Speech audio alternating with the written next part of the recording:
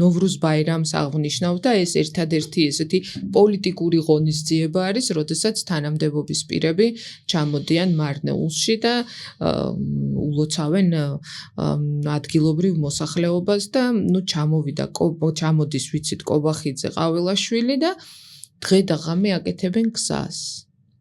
იმისთვის რომ ჩამოსრიალდნენ. ამ გზას ველოდებით 8 წელი. 8 წელი. ანუ ისინი რომ ჩამოსრიალდნენ, წვიმები იყო თან. ღამე გაივლი მუშაობენ. ანუ არ შეიძლება რომ მოქალაქეებისთვის იმუშაონ და ამაზე ვლაპარაკობ მე. ანუ ამაზე ლაპარაკობს რადიო და გეუბნება რომ არ შეიძლება რომ აი შენ რომ მოქალაქე ხარ და ცხოვრობ და გინდა რომ კარგად იცხოვ, კომფორტულად იცხოვრო, ანუ ყაველაშვილის გამო არ აკეთებდნენ გზას, ანუ ჩემს გამო აკეთებდნენ მოქალაქისთვის.